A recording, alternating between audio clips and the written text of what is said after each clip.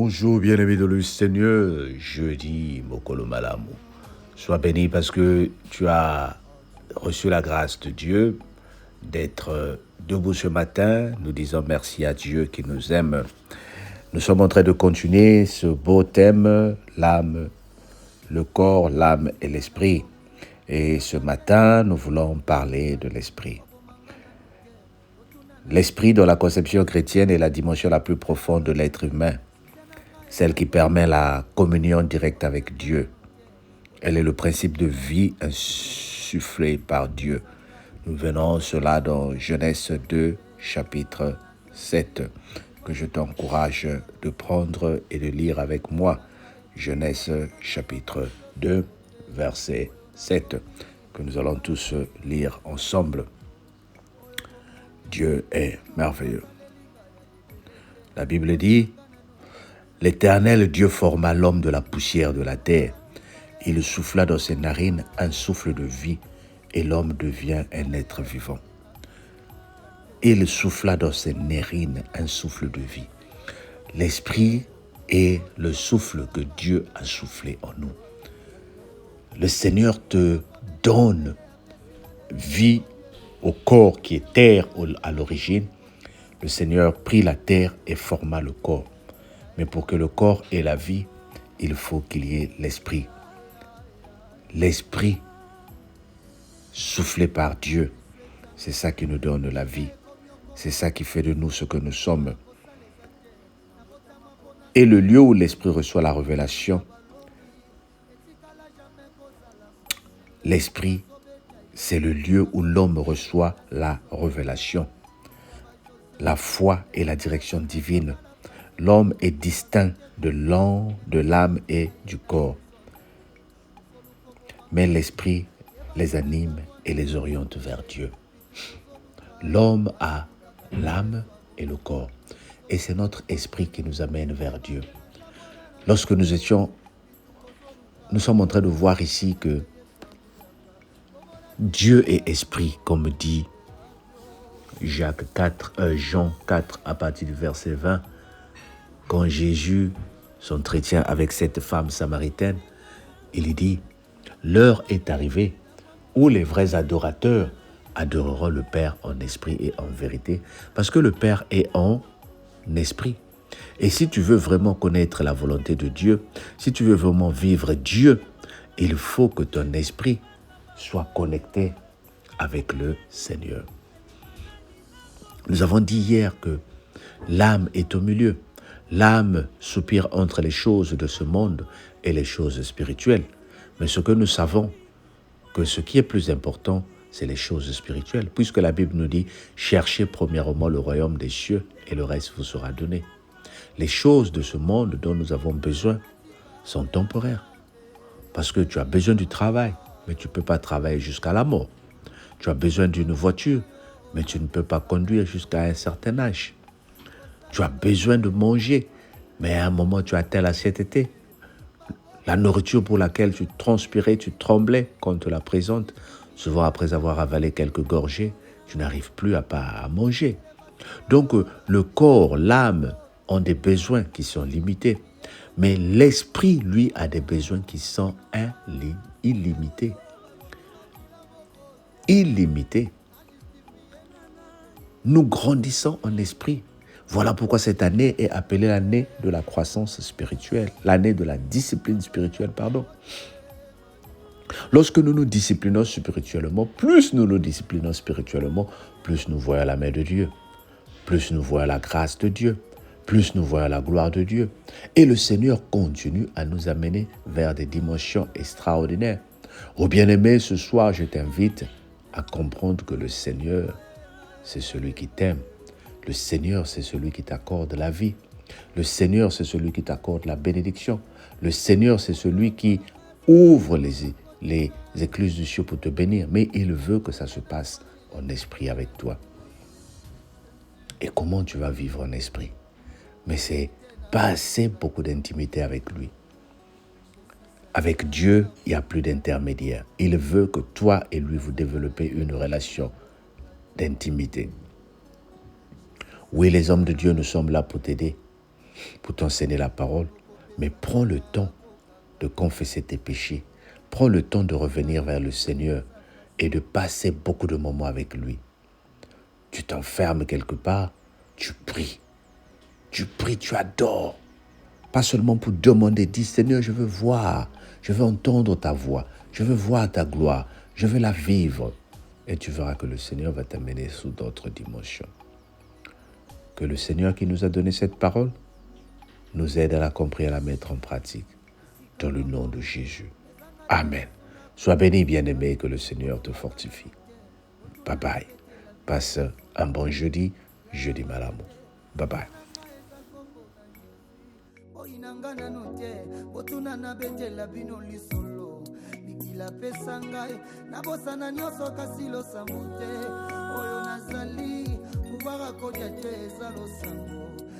La pesangai na bosana nyoso kasi losambo te oyo nakomi pouvoir akisite eza losambo oyo bomoni nanuku tosalelinga ya ebele te boyinanga nanu te bondimaka peke nzambe atombolaka bomona tika yesu nakilelakyo mosika na yesu nakokuka te oyo baluki na kisi apesinga na fasilite lokolanga Jonathan akende wapi oyo bakomeli bapede apesinga na kilobalieo ata yo moko eske nga nakoki kotika nzamba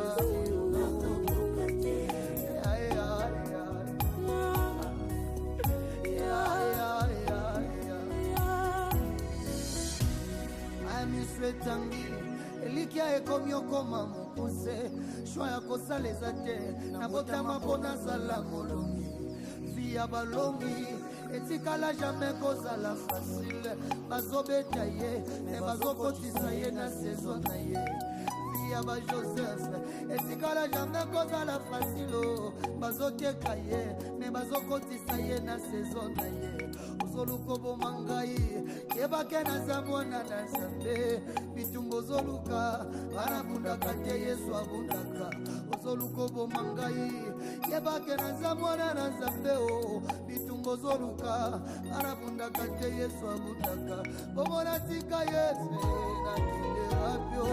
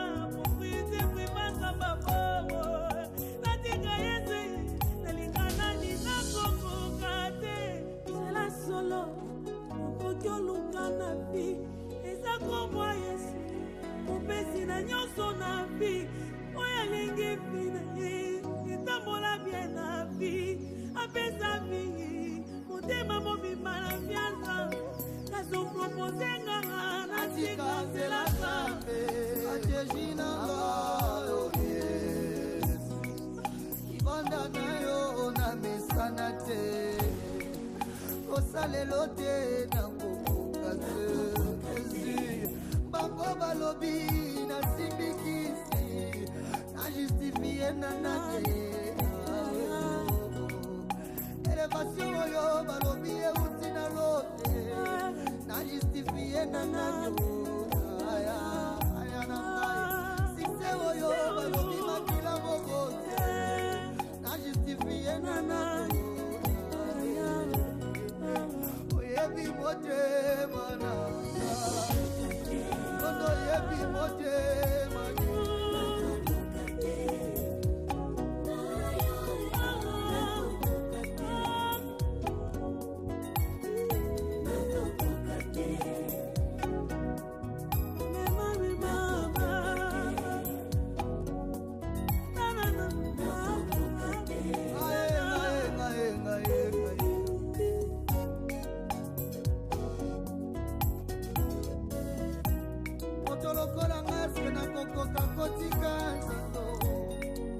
oublier na famille récupérer na samba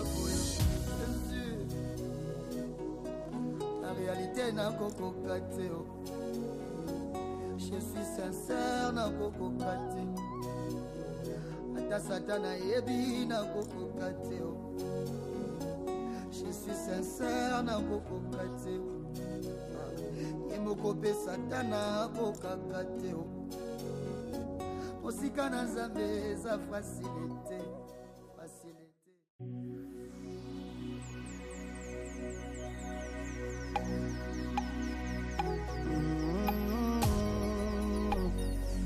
Oh Dieu.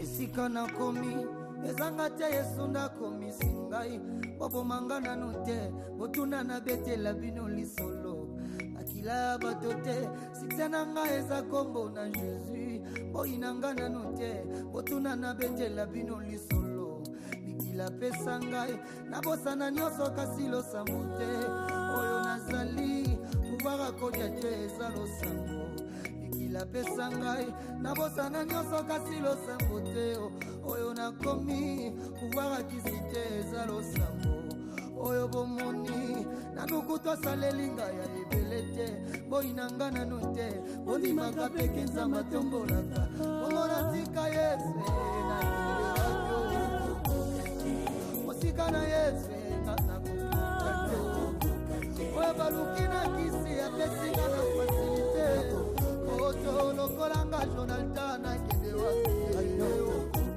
oyo bakomeli bapede apesinga na kilubange ata yo moko eske nga nakoki kotika Nzamba